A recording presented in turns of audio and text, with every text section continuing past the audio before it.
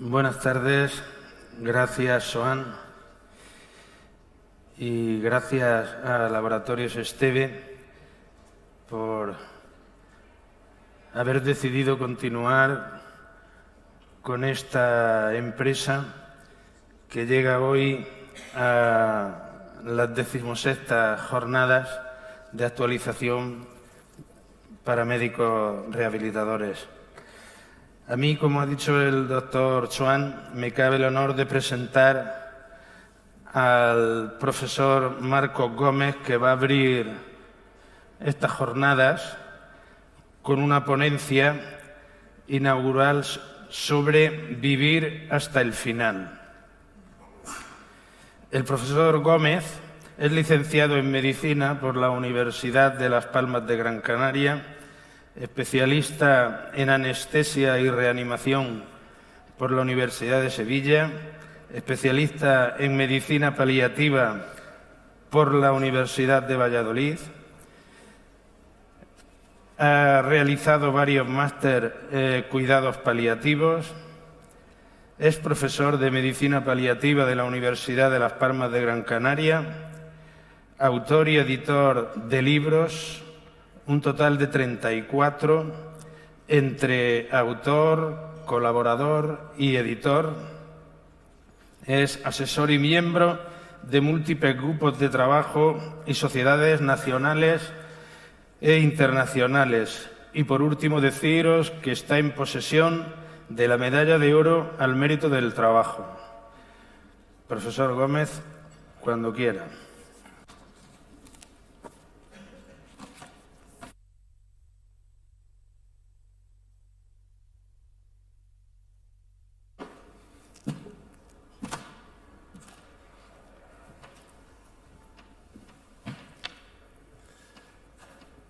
Buenas tardes, queridos colegas.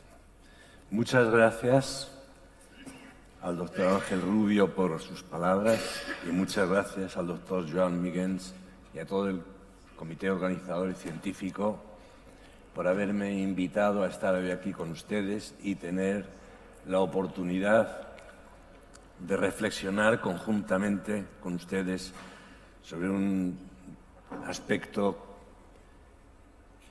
como es el final de la vida. Raro será el médico que no le toque atender a un paciente al final de la vida, y ya no digamos si esos serán raros, más raro será el que no pase por ese lugar. Es decir, que a los médicos nos interesa por partida doble. Vivir hasta el final. Decía Francesco Petrarca que un bel morir tutta la vita onora, queriendo significar el hecho, quizá, de que una buena muerte pueda dar sentido a toda una biografía. Biografía que en gran medida va a condicionar de alguna manera la forma de morir de cada cual. Por eso decimos de vivir hasta el final si queremos conseguir al final tener una muerte apacible, en paz. Morir en paz es algo quizás difícil de definir, pero fácil de detectar cuando conseguimos que una persona termine su vida en unas determinadas circunstancias, como por ejemplo, y las voy a ir enumerando, morir sin el estrépito frenético de una tecnología puesta en juego para otorgar al moribundo algunas horas suplementarias de vida biológica. Nadie quiere morir así. Nos sometemos gustosos a este tipo de tratamientos y tenemos un infarto o un accidente de circulación, que hagan con nosotros lo que quieran, que intenten salvarnos la vida.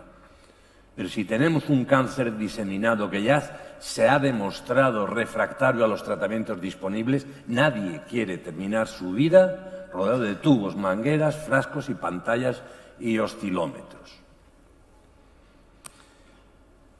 Ya hace unas décadas hemos medicalizado el comienzo de la vida y ahora corremos el riesgo de medicalizar el final de la vida. Que desde hace unos buenos números de años, todo el que llega a este mundo, lo primero que ve es esto, que no es algo especialmente maravilloso, dicho sea de paso, ahora que no hay ningún tocólogo por aquí, y corremos el riesgo de que el último paisaje que veamos, que contemplemos antes de abandonar este precioso mundo, sea un paisaje similar a este. Porque el riesgo de la medicalización de la muerte es la obstinación terapéutica, la temible obstinación terapéutica. Les pondré a poner miles de ejemplos de obstinación terapéutica porque es diario en todos los hospitales del mundo. Pero os voy a poner nada más la tesis doctoral de nuestro amigo Paco Barón, que estudió cómo se murieron 1000 enfermos de cáncer en Santiago de Compostela y vio que más del 25% sufrió lo que él llama agresividad terapéutica. Y los datos no pueden ser más tremendos que esto. Miren que el 19% sufrió una terapia antineoplásica agresiva en los últimos 14 días de vida. Que un 20% que se iniciaron en este tipo de terapias en el último mes de vida. Que un 21% tuvo que ir varias veces a urgencias en el último mes de vida. Que casi un 70% murieron en unidades de agudos, donde no deberían morir. En cuidados paliativos, el 30%. Y hubo un 14% que murió 14 horas después de ingresar en una unidad de cuidados paliativos. Es decir, que muchas veces nos llevan los pacientes agónicos prácticamente. Entonces, esta es una foto estremecedora y temible. Pero ¿cómo puede ser que nuestros enfermos estén muriendo así? Que los médicos no dejemos a los enfermos morirse en paz cuando les llega su momento. Mafalda nos lo explica perfectamente. Y tenemos que luchar para que esto no se produzca. Lo que está claro es que se hace demasiado para retrasar la muerte y demasiado poco y tarde para aliviar el sufrimiento humano. Decía Séneca que lo que importa es lo buena que sea tu vida, no cuán larga sea.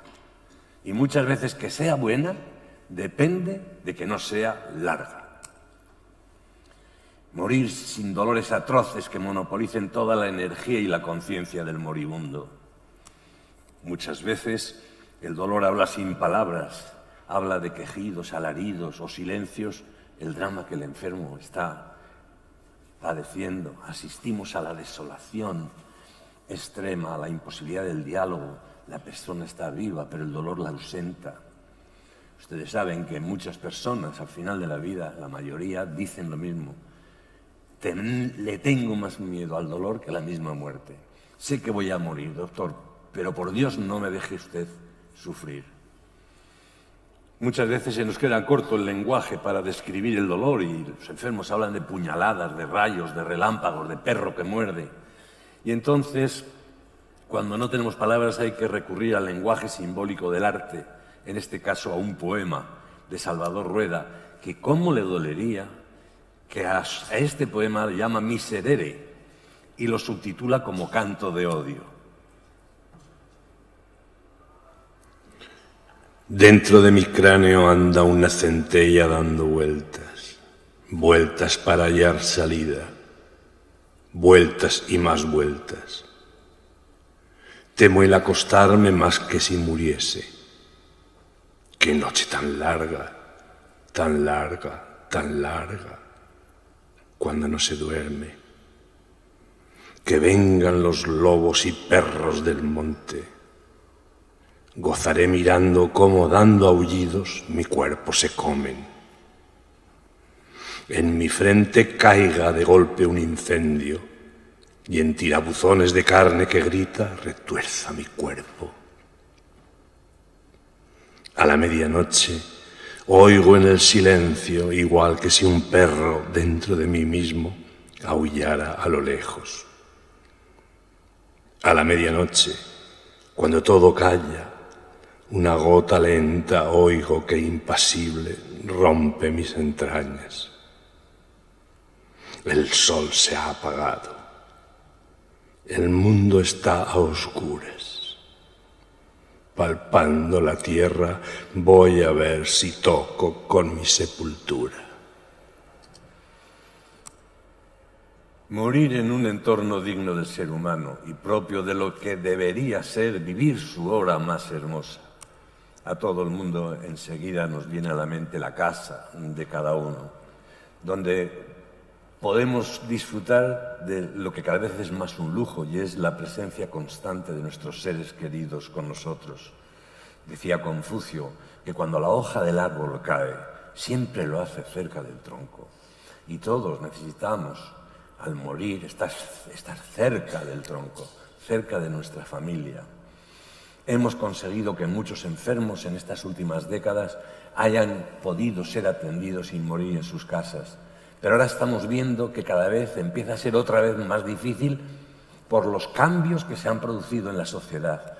Primero, por la inmigración internacional. Ahora la gente se desplaza a otros sitios y abandona su núcleo familiar. Yo, aunque vivo en Canarias desde hace 45 años, soy segoviano y cada vez que voy a Segovia, que es todos los años, paso por el cementerio a visitar y rezar un Padre Nuestro en la tumba de mis familiares, donde cada vez, por desgracia, hay más gente. Y un día, yendo hacia la tumba de mi familia, me encontré con esta pequeña tumbita en el suelo y me llamó la atención porque, fíjense ustedes, si se dan cuenta en las fechas, se trata de una persona que murió el mismo día que nació. Es decir, un mortinato. Y que es un polaco. Y decía yo, Segovia, los segovianos somos gente acogedora, amable, solidaria, pero ¿cuántos polacos habrá en Segovia? Para dar apoyo a esta familia que seguramente ha emigrado y estarán más o menos solos, lejos de Varsovia o de su pueblo de origen. Por lo tanto, este tipo de inmigración, pero también la inmigración rural-urbano, que esto ya es absoluto. La gente se va de los pueblos, que está tan de moda, pueblos vacíos, y se van a las ciudades, donde la crisis de valores es mayor que en los pueblos. En los pueblos se mantienen mejor todavía, mucho mejor los valores esenciales del ser humano. Las casas son más pequeñas, estas casas de los pueblos tan grandes. Ahora vivimos en una casa de 30 metros cuadrados y no conocemos ni al vecino de la puerta de al lado. Antes teníamos 7, 8 hijos, ahora tenemos 1.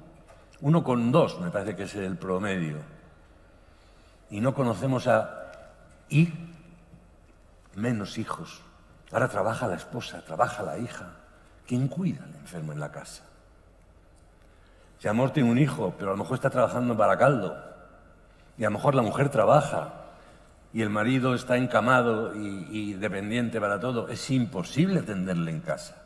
Y este cambio social y familiar está haciendo que cada vez sea más difícil atender al enfermo en su casa. Por mucho que un médico y una enfermera vayan todos los días a verle, necesita los cuidados las 24 horas del día, los cuidados básicos, y cada vez es más difícil.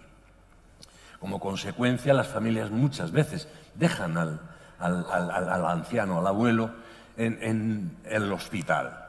Este verano pasado, el Hospital Negrín, el nuestro, tuvo que abrir un ala para ancianos que ya estaban dados de alta y que nadie pasaba a recogerlos. Y hace 2 días, esta fue la noticia, 360 mayores con alta médica siguen en los hospitales. Y estos mayores abandonados en los hospitales cuestan 175.000 euros al día. ¡Ojo! Casi 70 millones de euros al año por tratar mal a los enfermos. Porque están mal ubicados. Ese no es el sitio para un anciano con una enfermedad crónica. No es el mejor sitio, es el peor y el más caro. Fíjense la diferencia de un centro sociosanitario a un hospital universitario terciario de agudos. Es decir, que estamos tirando dinero a espuertas, además de tratar peor a los enfermos. Familias con pocos recursos económicos. Cuando empezamos nosotros teníamos una enferma que venía con una hermana y siempre venían pidiendo que quería ingresar la enferma. Y nosotros muchas veces no veíamos una indicación que justificase su ingreso, pero si teníamos una habitación, la ingresábamos. Hasta que supimos que el interés que tenían en ingresar es que esa enferma y su hermana solo comían los días en los que esta enferma estaba ingresada en el hospital. ¿Qué les parece? 11% de los canarios no pueden pagar medicamentos. Cada día se mueren 100 enfermos. Ojo, miren ustedes la cifra. Cada día 100 enfermos se mueren esperando que les llegue la ayuda a la dependencia a la que tienen derecho porque ya han sido evaluados.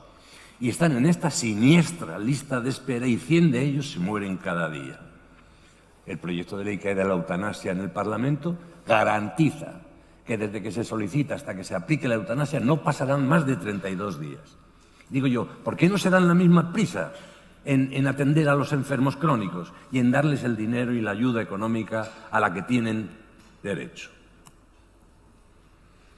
Enfermos solos. En España hay 30.000 mayores de 65 años con cáncer que viven solos.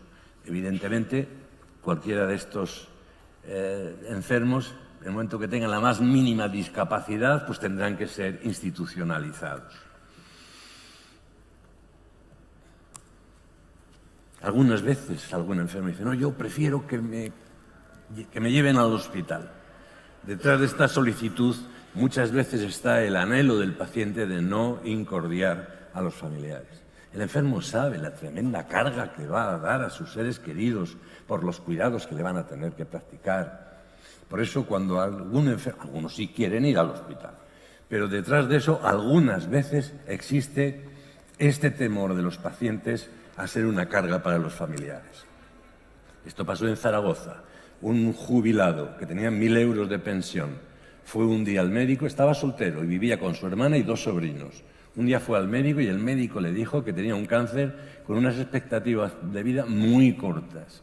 Y este señor no volvió a su casa, se fue al campo y vivió su último año de vida en esta tubería donde se encontró con este otro indigente que es quien luego contó la historia y no quiso volver a su casa para no incordiar a sus familiares. Uno de los últimos versos de Luis de Góngora hablaba así: y nada temí más que mis cuidados.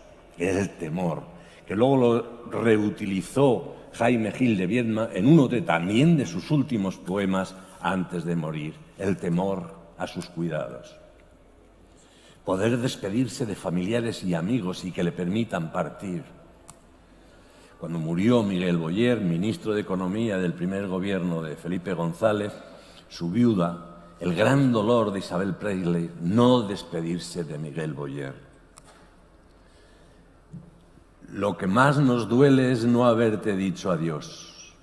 Fíjese que han pasado 4 años y todavía la familia sigue poniendo cada año en el periódico, en la esquela, que lo que más les duele es no haberle podido decir adiós al muchacho cuando murió. Y es lo mismo que nos dice Pablo Neruda en este poema que se llama Humildes versos para que descanse mi madre, donde relata la tremenda melancolía y nostalgia que siente al no haber podido llegar a tiempo para despedirse y dar un beso a su madre.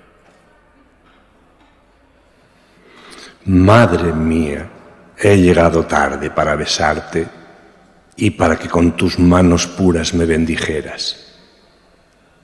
Ya tu paso de luz iba extinguiéndose y había comenzado a volver a la tierra. Pediste poco en este mundo, madre mía. Tal vez este puñado de violetas mojadas está de más entre tus dulces manos que no pidieron nada. Tu vida era una gota de miel temblando apenas en el umbral del sueño y del perfume. Sagrada estabas ya como dulce madera de altar o como aureola de ceniza o de nube. Dulce, ya no podías esperar sola un nuevo día, una nueva primavera. Ya encontrarte con él para esperarlo ha sido camino de la tierra. Cuando enterraron a Lope de Vega en la parroquia de San Sebastián el 27 de agosto de 1635, el cortejo fúnebre dio un rodeo de 6 manzanas para pasar por delante del convento de las Trinitarias Descalzas, donde ven ustedes a Sor Marcela de Jesús, que era hija ilegítima de Lope de Vega, para que por lo menos pudiera despedirse de su padre en el entierro antes de recibir sepultura. Los familiares deben autorizar al enfermo a partir. Ustedes saben los estadios que describió Elizabeth Kubler-Ross por los que transita el enfermo, que era negación, ira, pacto, depresión, aceptación. e inmediatamente dijo que los familiares atraviesan esas mismas fases, pero no siempre en el mismo orden y no siempre al mismo ritmo. Y hay veces que hay una discrepancia entre el estadio de adaptación que está el enfermo y el que está la familia. Y el caso extremo es cuando el enfermo está en una fase de serena aceptación y la familia está en una fase de negación. Y ven morir a un hombre y al lado está su esposa diciéndole: Manolo, no te puedes morir, tienes que luchar, tienes que resistir, no tires la toalla, tus hijos y yo te necesitamos, tienes que salir adelante, tienes que luchar, siempre fuiste un luchador, no puedes ahora dejarnos... Usted sabe lo que debe ser, ver que te estás muriendo y que tus seres queridos te hacen sentirte culpable de tu propia muerte. Hay que coger a esa señora inmediatamente, sacarla fuera y decirle lo que está necesitando su esposo, que es todo lo contrario. Manolo, descansa. Abandónate a ti mismo y descansa porque ya te lo mereces. Has luchado mucho y te mereces descansar. Tus hijos y yo estamos orgullosos de haber compartido contigo tantos años y gracias a tus consejos y a tu experiencia vamos a salir adelante. No te quepa duda, tú descansa, que nosotros saldremos adelante. Esto es lo que está necesitando el enfermo.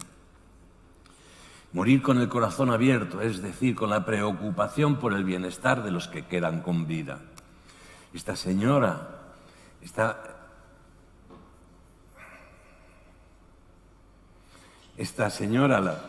tuvo una niña y al cabo de un mes y pico le diagnosticaron un cáncer fulminante. Le dieron unos meses de vida.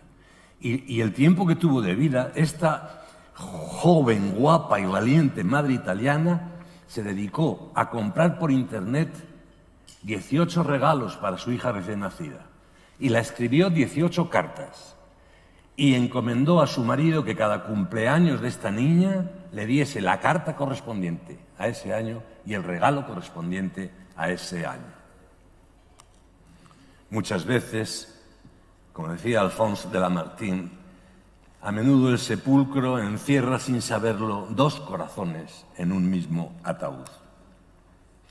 No morir solo es algo que a todos nos da miedo, a todos nos aterra solo pensarlo. Quien haya visto morir a una persona sola, sin nadie al lado, sin una presencia humana, sin nadie que siquiera recoja el testigo de nuestro paso por este mundo, sin nadie que nos desee el descanso, es una auténtica tragedia. Y muchas veces, gracias a los voluntarios, podemos conseguir que una persona a la que no conoce nadie o no tiene amigos no muera sola. El propio Nazareno, cuando iba a morir, pidió a sus compañeros y a sus amigos que no le dejaran solo porque tenían miedo.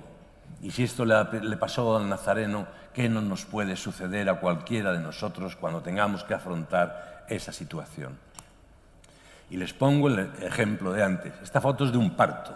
Miren ustedes la cantidad de gente que hay revoloteando alrededor para recibirnos cuando llegamos a este mundo. Y a lo mejor en el piso de arriba de ese mismo hospital una persona está muriendo absolutamente sola. Esta fotografía la tomé en el cementerio de Las Palmas, desconocido. No sabemos cómo moriría esta persona, pero si se murió después de estar un tiempo enferma, hubo de morirse sola, porque no lo conoce nadie. Y la otra cosa que me llamó la atención es que una persona a la que no conoce nadie tiene unas flores en su tumba, que tuvo que deberse a que los visitantes de alguna de las tumbas de alrededor recibieron un fuerte impacto ante este tristísimo y dramático epitafio y decidieron dejar parte de las flores que traían en la tumba de esta persona desconocida. Recurrimos otra vez al poeta. Miguel ha obligado a un muerto desconocido. ¿Dónde está tu madre que no está a tu lado? ¿No tuviste hermanos?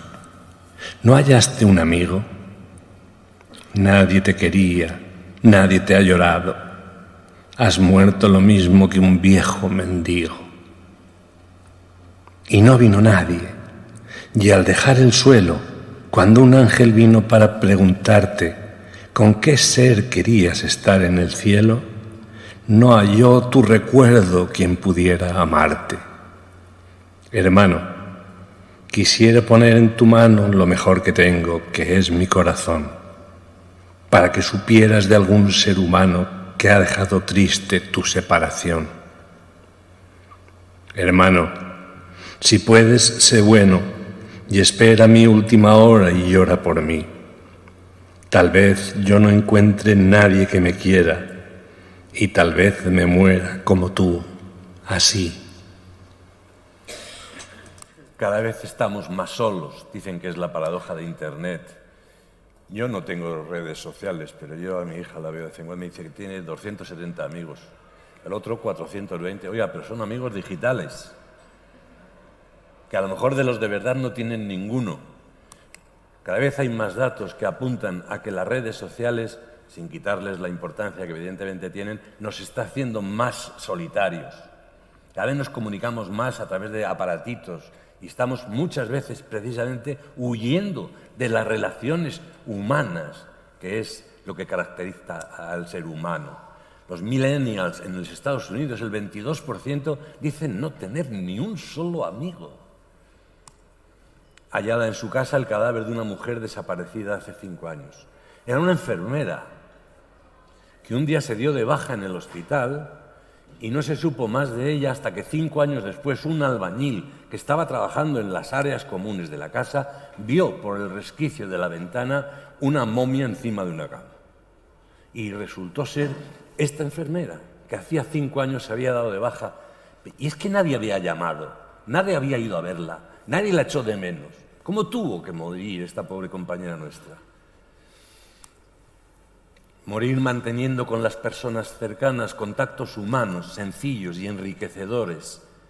Miren este viejito, gravísimamente enfermo, con su infusor de morfina en el bolsillo del pijama, pero miren qué cara de felicidad y de satisfacción con su nietecito en brazos. Muchos enfermos se casan un poco antes de morir, quizás para tranquilizar conciencias, a lo mejor para que al compañero superviviente pues le quede alguna pensión. Se lo digo porque hasta el último instante se pueden hacer cosas importantes para quien muere y también para sus seres queridos supervivientes. Esta chiquita se graduó al lado del lecho de la madre. La madre, mírenla, está muriéndose a chorros, pero muriéndose a chorros. Y ahí fue la chiquilla con el rector y con el decano. Y al lado de su madre moribunda le dieron allí su diploma y su título de graduación. Una mujer adelantó 15 años su parto para que su marido terminal viera a su hija. Y aquí le tienen, con su hija recién nacido, todavía con el gorrito del quirófano puesto la niña y su padre gravísimamente enfermo, con la niña en brazos. Y consiguió estar con su hija en brazos 45 minutos antes de morir. ¿Cómo fueron estos 45 minutos de este hombre? ¿Algo que ver con 45 minutos de cualquiera de nosotros habitualmente? El tiempo adquiere de otra dimensión. Como decía Víctor Jara, la vida es eterna en 5 minutos, sobre todo si son los últimos. Y también Mario Benedetti dijo que 5 minutos bastan para soñar toda una vida. Así de relativo es el tiempo. Strauss, en su ópera El Caballero de la Rosa, decía que qué curioso es el tiempo. Mientras vas viviendo no lo sientes, pero a partir de un día solo lo sientes a él. Y ese sí es importante. Cada vez más tenemos necesidad de estar acompañados de nuestros seres queridos, incluidos los niños. La presencia de los niños al lado del moribundo, tan frecuente en otros tiempos, era una importante ayuda para comprender lo sucedido y elaborar más sanamente el duelo posterior. Decía Jacinto Benavente, a la hora de morir solo quisiera, para aliviar el trance doloroso, una mano querida entre mis manos, una cruz y una rosa ante mis ojos. Fijaros que no pide mucho el poeta. Morir como un acto consciente, nos lo dice el poeta, en este caso Thomas Van Hal. Mañana, Señor, estaré contigo y lejos del mundo que no me necesita y que no siembra mi trigo ni mi pena, que me ha engañado, oh Señor Dios mío. Ahora quiero estar alerta ante mi muerte y ante la lluvia, Señor, que ahora me lava por miedo. Mi primavera crece de este invierno, Señor. La dormidera me gotea de jarros negros que hace tiempo son ceniza.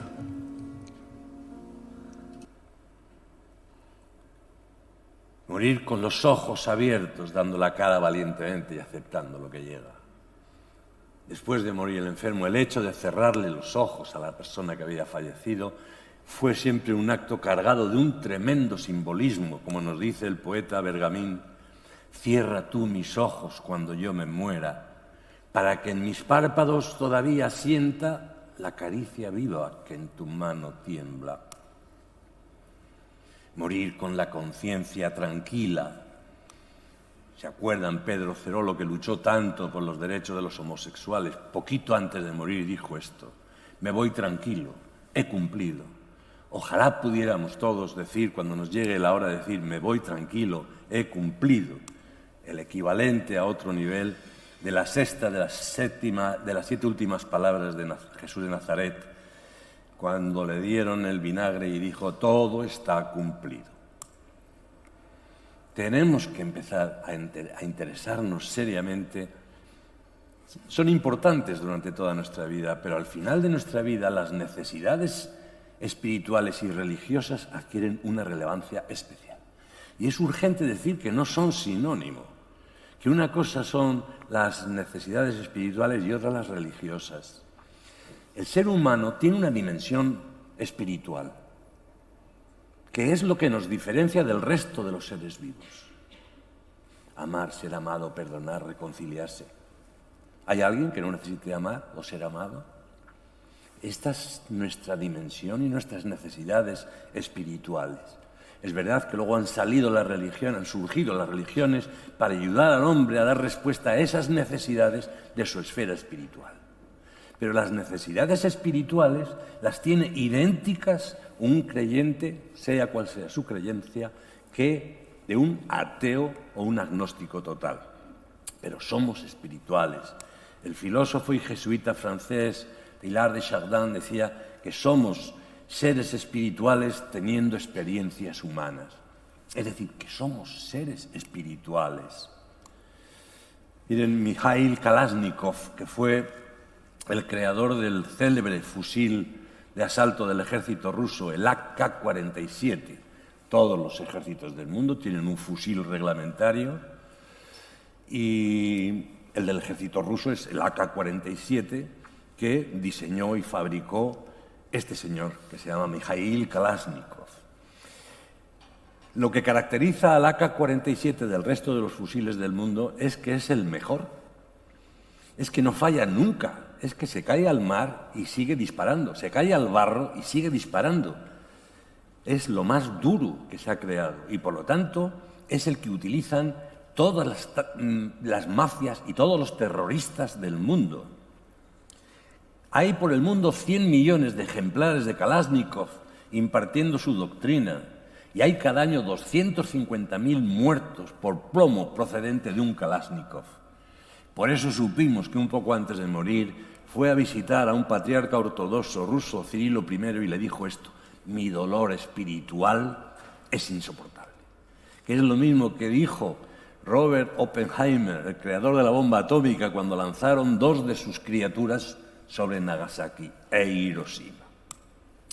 Pues podemos enumerar las necesidades espirituales, sin poder entrar en todas ellas, lógicamente, pero revisión, necesidad de contar cosas, preocupación por los que quedan, sentimientos de culpa que siempre están alrededor de la muerte, siempre hay sentimientos de culpa, crecimiento personal y espiritual a través del sufrimiento.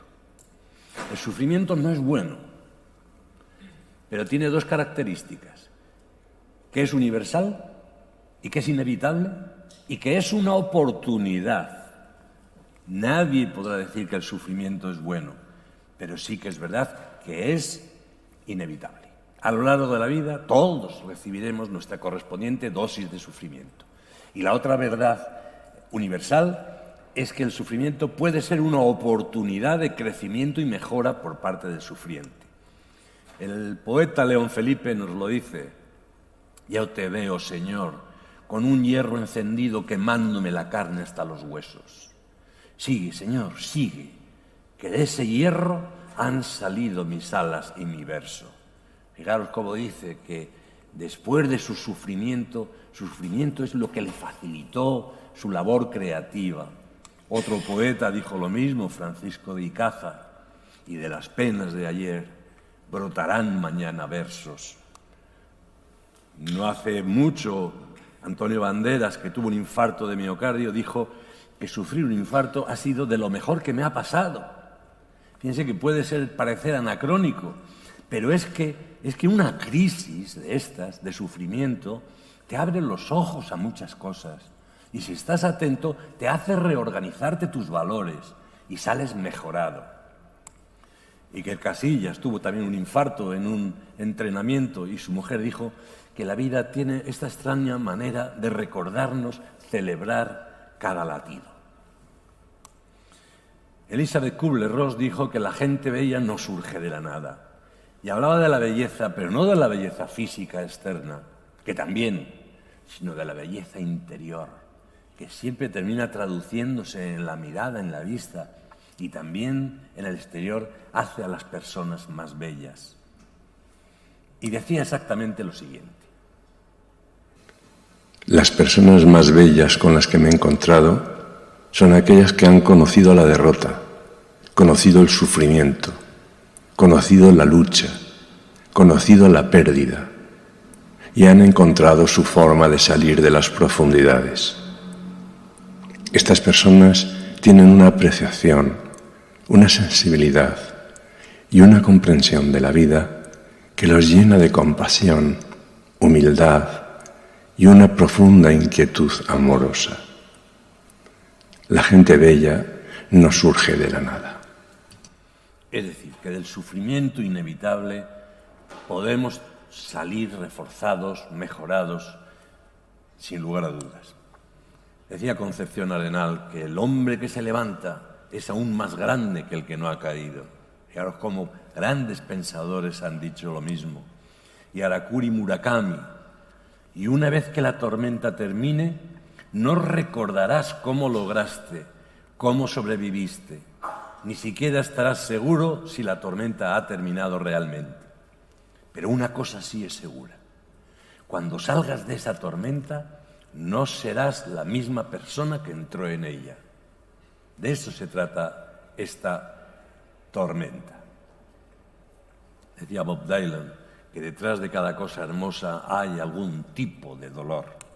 Y es verdad. Alfred de Musset dijo que nadie se conoce a sí mismo hasta tanto no ha sufrido. Y Dostoyevsky, el hombre debe ganar su felicidad mediante el sufrimiento. Es la ley de la tierra. Y Sócrates, para desembarcar en la isla de la sabiduría, has de navegar en un océano de aflicciones. Simeone, el entrenador del Atlético de Madrid, somos pasión, somos alegría, y si toca sufrir, sufrimos. Y para que no sea menos, Zinedine Zidane, si no sufres, no puedes ganar una liga.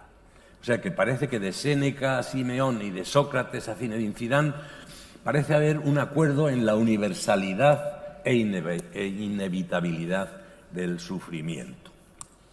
Así decía Cervantes que el que larga vida vive, mucho mal ha de pasar. Por lo tanto, el dolor, el sufrimiento y la muerte son realidades inevitables. Son el lado sombrío de la vida. El dolor está extendido en la tierra en proporción infinitamente más vasta que la alegría. En este sentido, la historia de un ser humano se comprende mejor a través de sus duelos que de sus júbilos, de sus dolores que de sus placeres, de sus fracasos que de sus éxitos. Hay que aprender a vivir con el sufrimiento. Amar y ser amado.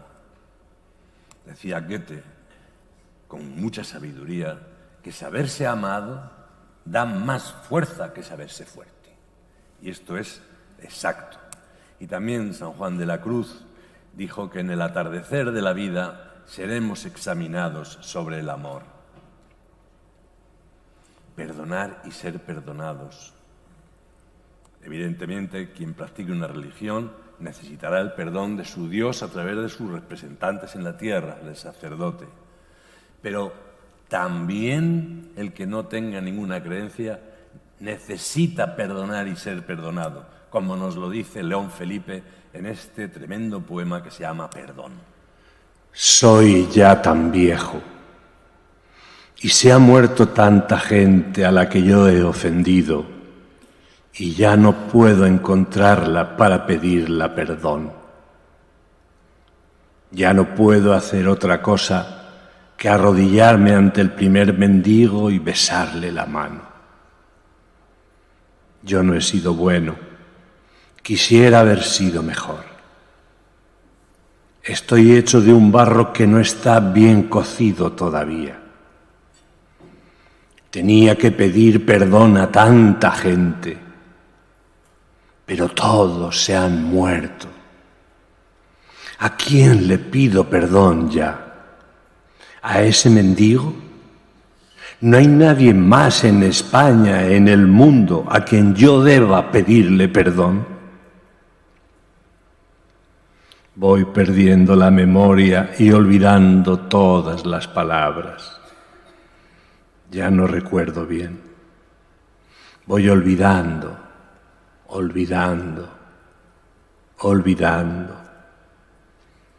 Las palabras se me van como palomas de un palomar desahuciado y viejo. Y solo quiero que la última paloma, la última palabra pegadiza y terca que recuerde al morir, sea esta: perdón. El perdón como la más inmensa facultad del alma. Les pido perdón yo por poner esta fotografía de la joven Irene, de la niña de 12 años, que los salvajes de la ETA la dejaron mutilada de cintura para abajo. Pues esta muchacha creció, se hizo mayor, se casó, ha hecho 2 carreras y hace no mucho aseguró que el perdón es el único camino para ser feliz. Y no debe ser fácil perdonar a quien te ha hecho esta salvajada. Y además no es obligatorio. Puedes perdonar o puedes odiar. Nadie te obliga a perdonar. Y puedes instalarte en el odio para toda tu vida, con la absoluta certeza de que ese odio te va a comer el corazón y te va a impedir ser del todo feliz. Decía Irene Villa que el perdón es un salto cualitativo. Si tú decides perdonar, el principal beneficiado eres tú. Porque el odio solo hace daño a quien lo siente. Porque a quien tú odias no le llega nada de ese odio. Con lo cual, el que perdona, se perdona a sí mismo. Este hombre decidió no perdonar, fue condenado a cadena perpetua y ha dicho que prefiere cumplir toda su condena sin pedir perdón. Por eso digo que es libre el ser humano de perdonar o de odiar. ¿No se acuerdan cuando en el 13 de noviembre de 2015 en la Sala Bataclan de París entraron una pandilla de desalmados, cada uno con un Kalashnikov en la mano impartiendo fuego y mataron a 90 o 100 gente joven porque era una discoteca? Pues el marido de una de esas chicas, de esas jóvenes, escribió una carta a los asesinos de su esposa. El viernes por la noche robasteis la vida de un ser excepcional, el amor de mi vida, la madre de mi hijo. Pero no obtendréis mi odio. No sé quiénes sois ni lo quiero saber. Sois almas muertas. Si ese Dios por el que matáis nos ha hecho a su imagen, cada bala en el cuerpo de mi mujer habrá sido una herida en su corazón. No os haré este regalo de odiaros. Vosotros lo habéis buscado y sin embargo, responder a vuestro odio con mi cólera sería ceder a la misma ignorancia que ha hecho de vosotros lo que sois. Vosotros queréis que yo tenga miedo, que mire a mis conciudadanos con ojos desconfiados, que sacrifique mi libertad por la seguridad. Habéis perdido. El mismo jugador sigue jugando todavía. La he visto esta mañana. Por fin, después de noches y de días de espera. Estaba tan hermosa como cuando se marchó el viernes por la noche. Tan hermosa como cuando me enamoré perdidamente de ella hace más de 12 años. Por supuesto que estoy devastado por el dolor. Os concedo esta pequeña victoria, pero esta durará poco. Yo sé que ella nos acompañará cada día y que nos reencontraremos en ese paraíso de las almas libres al cual no accederéis jamás. Somos dos, mi hijo y yo, pero somos más fuertes que todos los ejércitos del mundo. No tengo más tiempo para dedicaros. Debo reunirme con Melville, que se despierta de su siesta. Tiene 17 meses apenas. Va a tomar su merienda como todos los días. Después vamos a jugar como todos los días. Toda su vida, este niño os hará la ofensa de ser feliz y libre. No, tampoco tendréis su odio. Arrepentimiento. Decía Cervantes, un buen arrepentimiento es la mejor medicina que tienen las enfermedades del alma. Y esto nos lo recuerda el maestro Camarón de la Isla en un fragmento de un hermoso fandango que dice: cuando Dios nos da la vida, también nos condena a muerte. Y por eso en esta vida el que es malo se arrepiente en su última agonía. Bien, pues puede que al llegar a nuestro final haya algún acontecimiento de nuestra vida con el que no estemos de acuerdo, porque hemos hecho algo que no deberíamos haber hecho, o no hemos hecho algo que deberíamos haber hecho. Y no podemos volver a vivir la vida para hacer las cosas de una manera distinta. Entonces, ¿está todo perdido ya? No. No podemos cambiar las circunstancias, pero podemos cambiarnos a nosotros mismos. Porque aquel que perdona, se arrepiente y se reconcilia, se ha transformado en un hombre nuevo. Y por eso, pase lo que pase, la última palabra siempre es nuestra. Así lo decía Víctor Frank, que sufrió tanto en los campos de concentración. Si no está en tus manos cambiar una situación que te produce sufrimiento, siempre podrás escoger la actitud con la que afrontas ese sufrimiento. Y al final decíamos morir con humana y serena nostalgia de lo que dejamos. Y por qué no, con la melancólica certeza de que al cabo de algún tiempo, no demasiado, la vida, el mundo, seguirá exactamente igual ya sin nosotros. Como nos recuerda el hipocondríaco nobel onubense Juan Ramón Jiménez en este poema, y con ello termino, que se llama así: El viaje definitivo. Y yo me iré, y se quedarán los pájaros cantando, y se quedará mi huerto con su verde árbol y con su pozo blanco.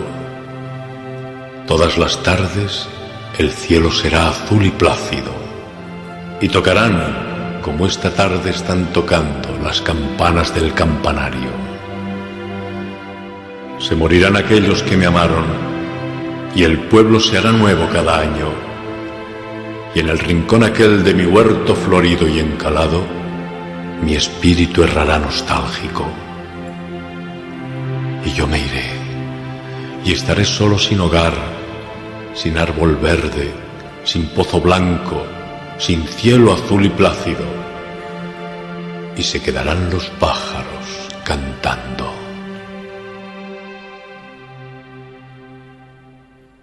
Muchísimas gracias a todos por su atención.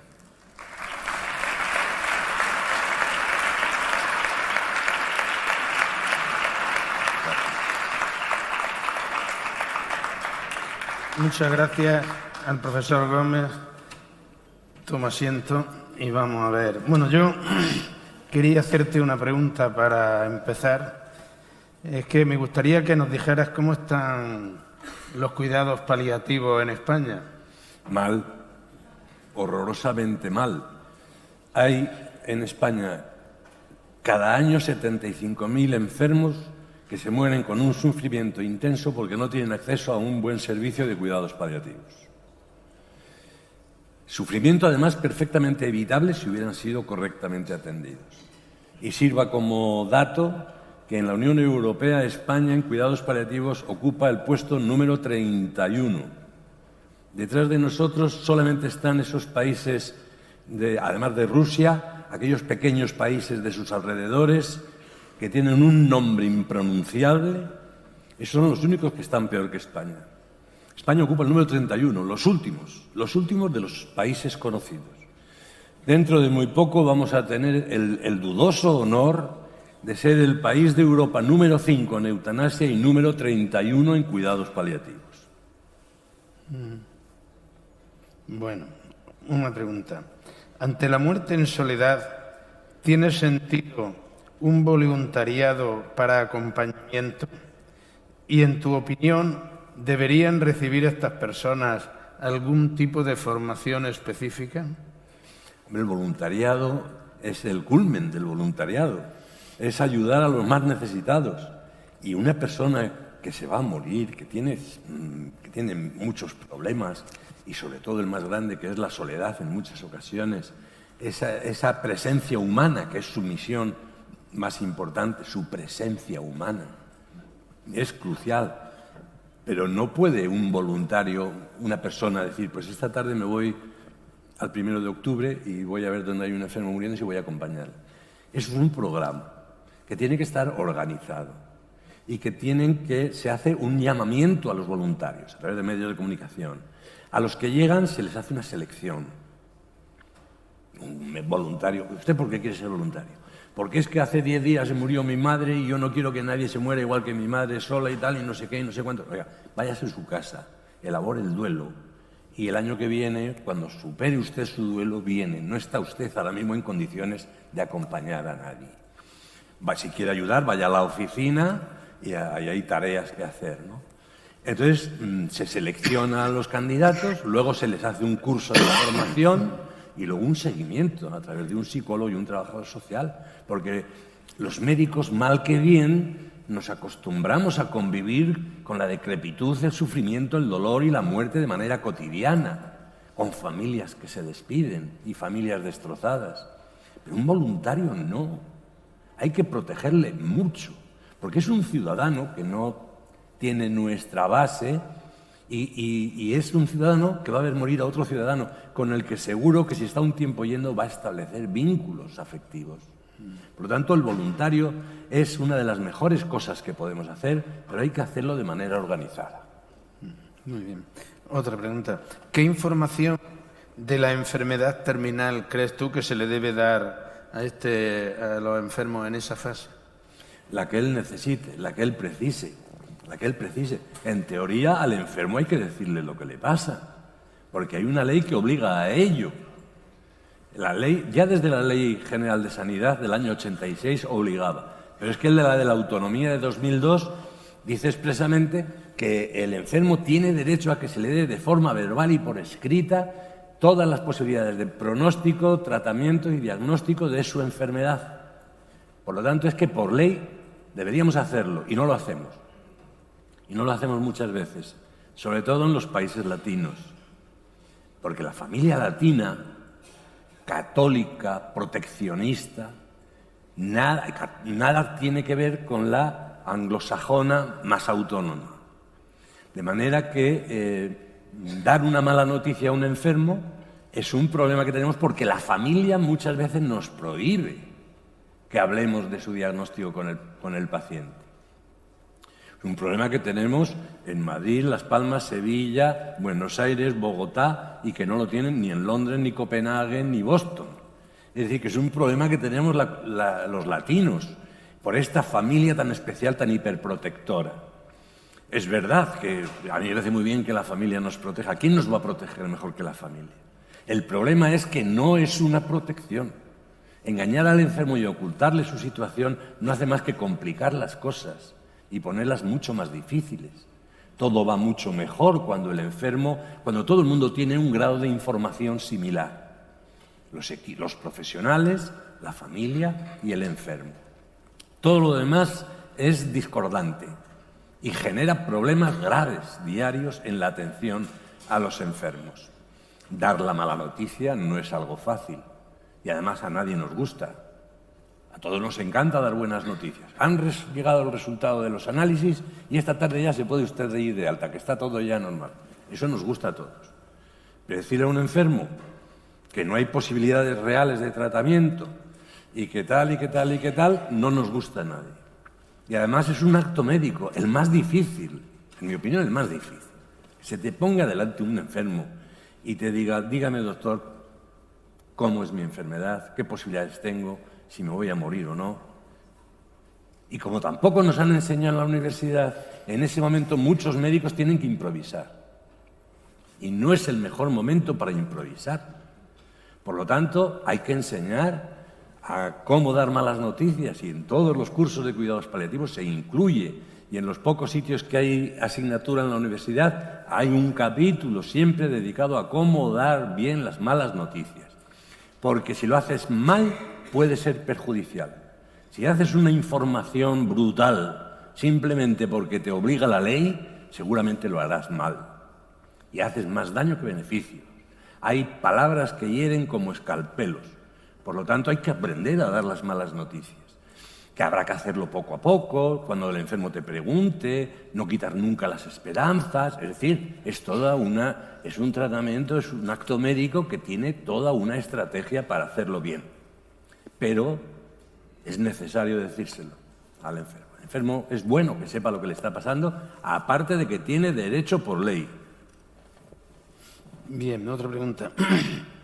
Ahora que parece ser que se van a retirar de los hospitales los servicios religiosos, ¿tú crees que deben los hospitales incorporar apoyo religioso a quien lo solicite, sea de la religión que sea? Vamos a ver, esto es ideológico, puramente ideológico. Vivimos en un momento de una impregnación ideológica absolutamente...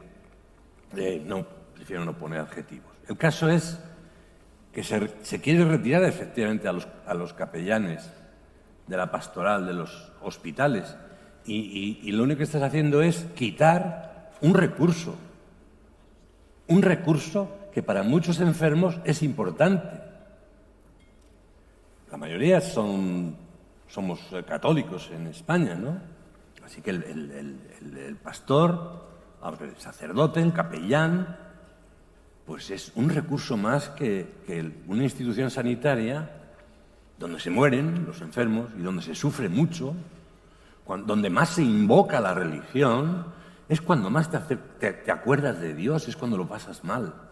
Y ya no digamos cuando te vas a morir. Entonces los hospitales brindaban un servicio más, un recurso más que la asistencia religiosa. Suprimirlo no es bueno para nadie y es malo para los muchísimos enfermos que utilizaban ese recurso. Porque a nadie se le obligaba a llamar al sacerdote. Solamente el que lo necesitaba.